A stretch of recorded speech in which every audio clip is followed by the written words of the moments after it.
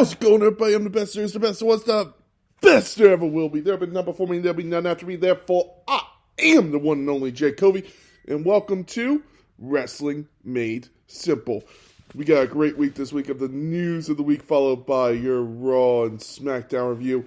And then we go into review of the 1998 Royal Rumble, a very historical Royal Rumble. And then we have your drink of the week, followed by the Battle Droid of the week.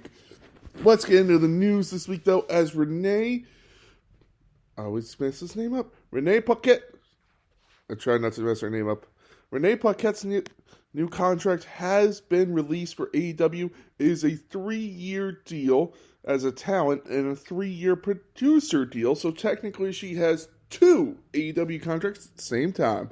Congratulations to Renee on her contract with AEW. And has another hint for Roman Reigns versus The Rock at WrestleMania 39 been dropped?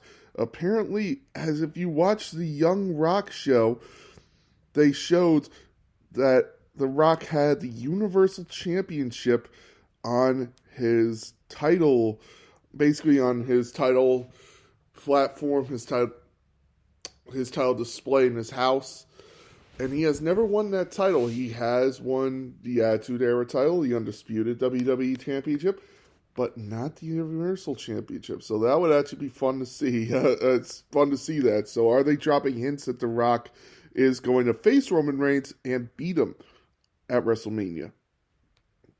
And finally, a little tug on your heartstrings here as Seth Rollins tributed Brody Lee at a live event in Rochester, New York. For those of you who don't know, Brody Lee, aka Luke Harper, was from Rochester, and he wanted to pay homage to him, so he gave a speech where he said, it's been a while since I've been in Rochester and had a mic in my hand.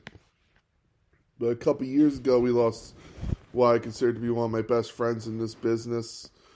And I just wanted to tribute him in his hometown. And he said how much he loves him, how much he misses him.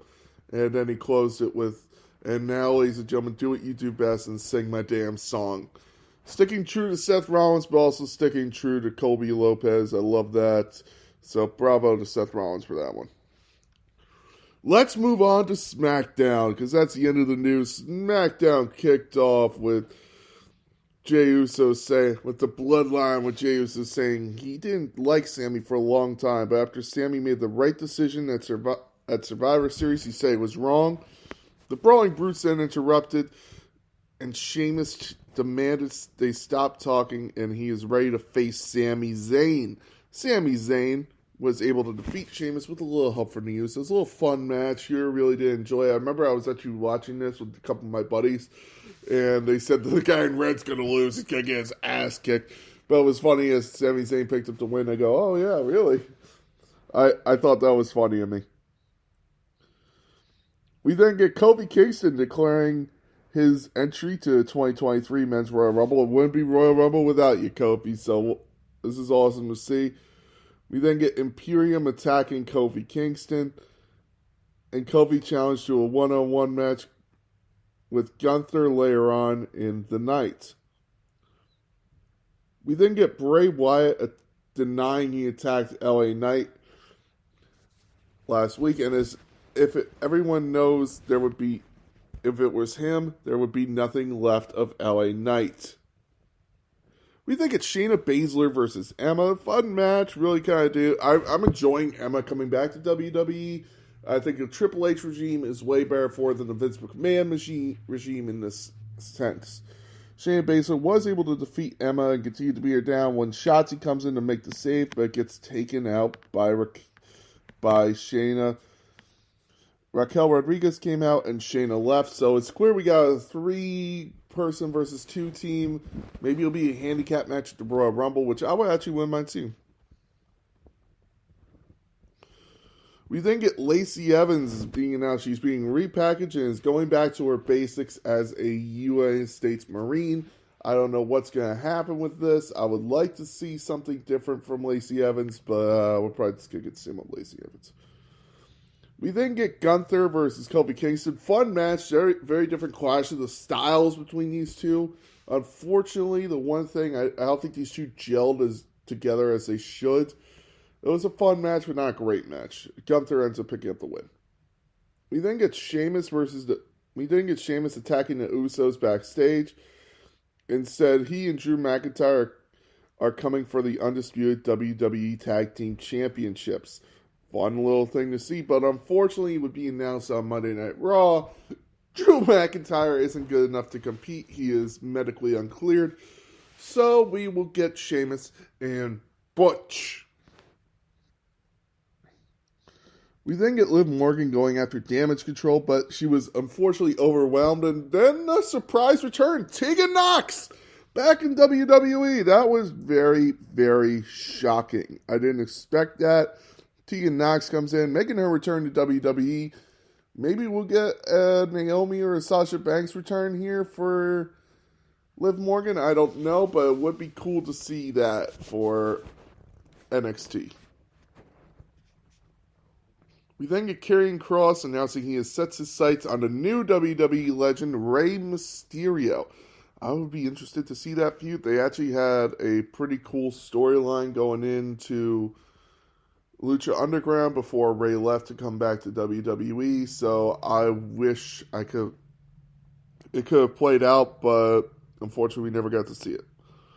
We then get Santos Escobar versus Ricochet in a great match. Funny enough mentioning Lucha Underground because these two have the chemistry from Lucha Underground when Santos Escobar competed there as King Cuerno and Ricochet was Prince Puma. So this was a great match to see. Really enjoyed it. You actually had a couple references to Lucha Underground with King Cuerno drawing the quiver, shooting it out. You had Ricochet doing the Prince Puma pose. So it was very cool to see this. Very fun match. Really enjoyed this match. Ricochet picks up the win and goes on to face Gunther for the Intercontinental Championship in 2 weeks. I really feel they should have waited and should have had this match at Royal Rumble, but I guess they're going to do Braun Strowman versus Gunther at Royal Rumble. By the way, if Braun Strowman wins that, Gunther's my pick to win the Royal Rumble. Let's go to Raw. As Raw kicked off with the Bloodline. The ones are in your city. From Washington, D.C., the Bloodline attacked Elias backstage. Therefore, he is not medically cleared for wrestling tonight for the Undisputed Tag Team Championships. The Usos then came out and said for Riddle to give up. Riddle doesn't give up that easily as he has found a new partner, Kevin Owens. Kevin Owens is partnering with Matt Riddle, and it was a fun match. It was definitely different. You had Matt Riddle actually trying to take out Sami Zayn. He takes out Solo Sikoa, which would lead to something later on. Bobo. Sorry, I also have a dog here with me. The Usos were able to pick up the win with the 1D after a little distraction. And after the match, they continued to attack Riddle. Owen chased them away with a steel chair, chasing everyone away with a steel chair except for one. And that one was Solo Sikoa as Riddle is in the ring. Solo Sikoa comes in and actually pays homage to one of the greats, Umaga, and hits him with a Samoan spike. I loved that. That was fun. I love that one. Paying tribute to Umaga, man.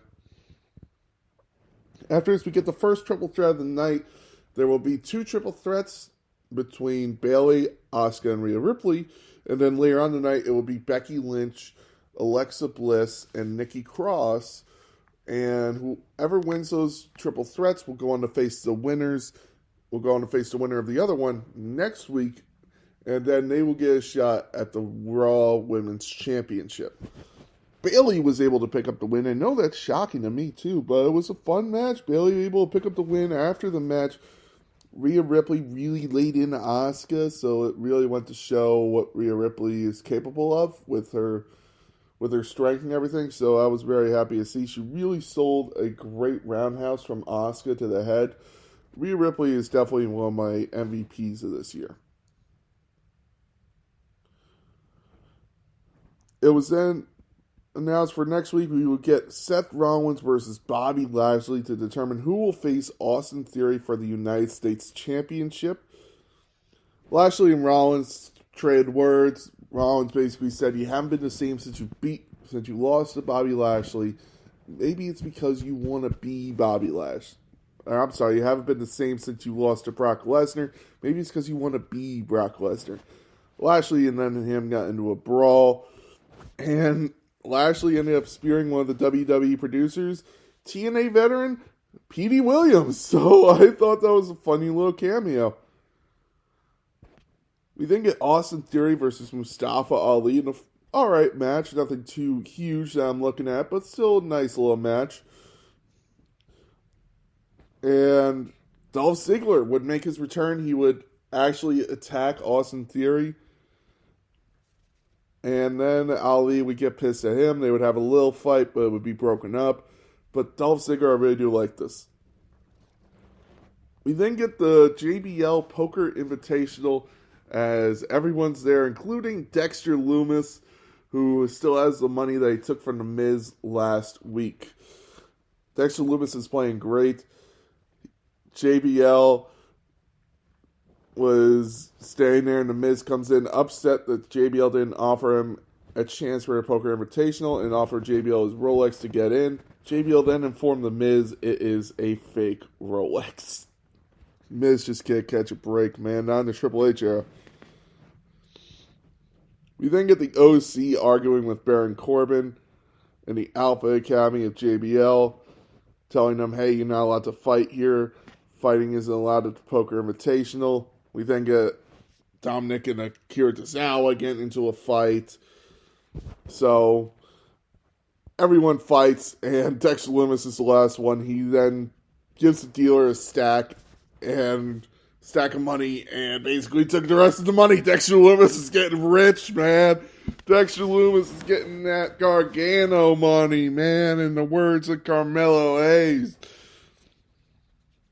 After this, we got the OC versus Baron Corbin in the Alpha Academy. I really did like this match. I thought it was a really cool match of styles, as you got the big guys going at it. Then you have Chad Gable matching up very well with AJ Styles.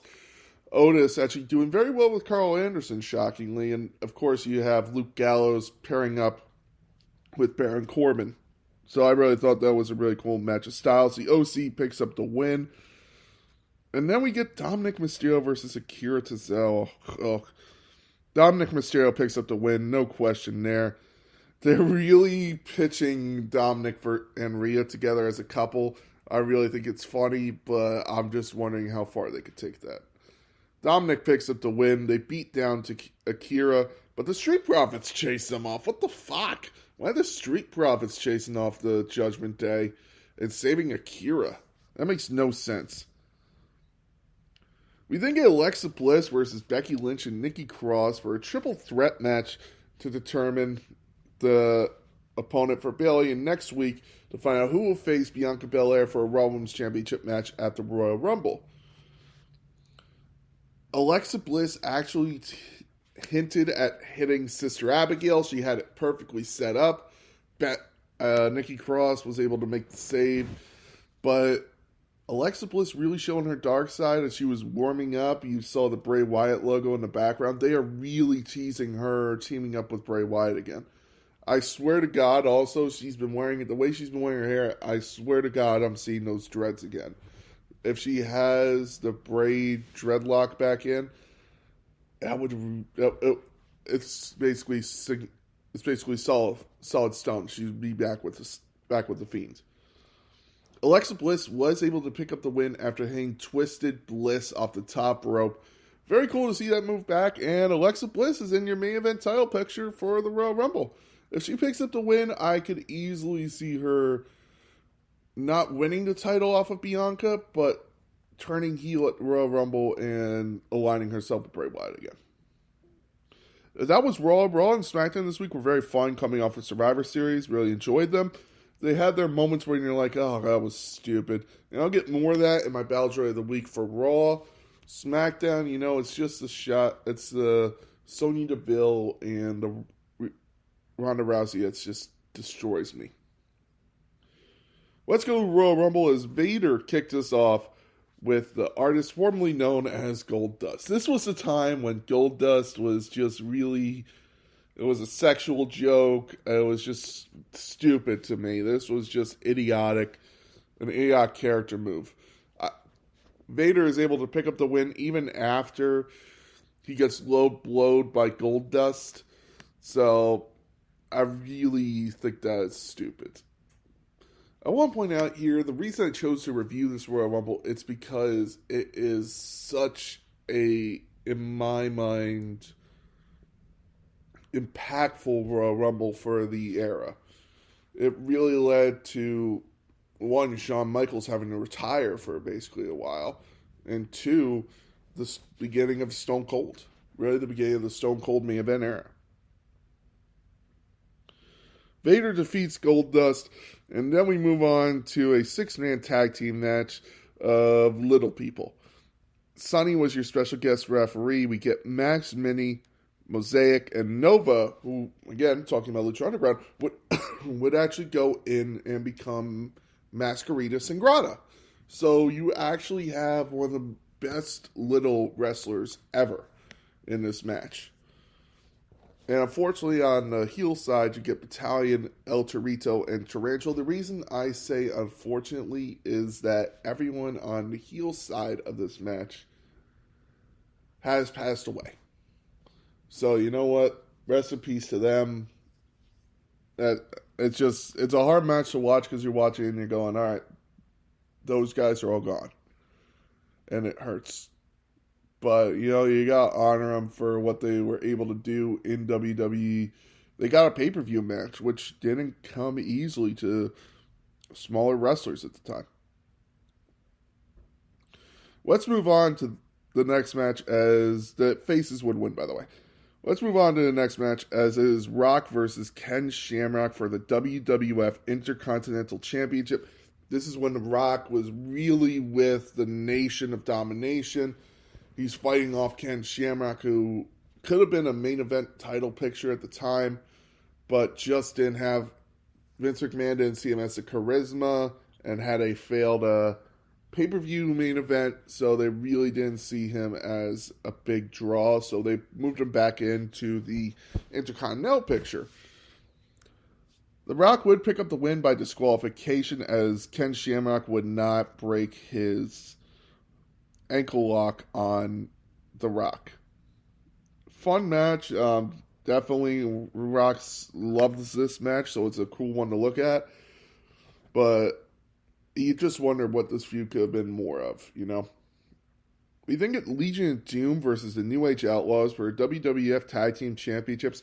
Another match ending by disqualification. There were 3 championship matches. 2 of them ended by disqualification on this show. That really makes me mad, because this show is so fun to watch, but at the same time, you're like, okay, what's with the screwy finishes? And it was just kind of the Vince Russo Swerve for Swerve era, so, you know, I feel like that was also part of the problem. Legion of Doom picks up the win after a disqualification from the New Age Outlaws in this tag team championship match. So even though Legion of Doom wins, they don't get the titles. Titles cannot change hands on disqualification. A reading from the Book of Rules. We then get your men's Royal Rumble match, and this was an awesome match. It was actually Cactus Jack leading us off, being eliminated by Chainsaw Charlie. Then you had The Rock, you had Godwin, 8-Ball, Blackjack Bradshaw, who would be JBL. You'd have Owen Hart, Steve Blackman, D'Lo Brown, Kurrigan, Mark Marrow, Ken Shamrock all come in, Thrasher. You'd have Dude Love make an appearance, Mankind. This was the Royal Rumble also where the 3 Faces of Foley made an appearance, where every character Mick Foley's ever done came into the Royal Rumble, so that was awesome to see. I loved that. You had the Honky Tonk Man show up, the artist formerly known as Goldust, Vader, Jeff Jarrett, Mark Henry, Kama Mustafa, Savio Vega, Farouk. Man, this was just Vaders and Chains. This was just an awesome Royal Rumble. And finally, the number 24 winner, who would go on for 15 minutes, have 7 eliminations. Stone Cold Steve Austin. He would actually be thrown over the top rope, but the ref would never see it, and he would come back in and pick up the win.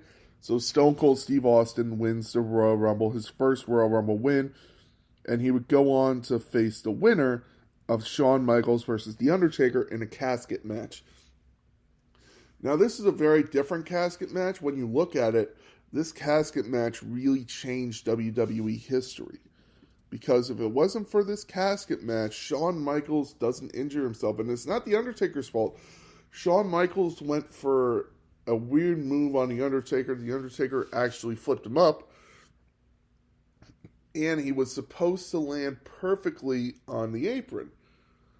But Shawn Michaels actually overflipped and landed on the casket, causing his back injury, causing Shawn Michaels to have to retire after WrestleMania 14.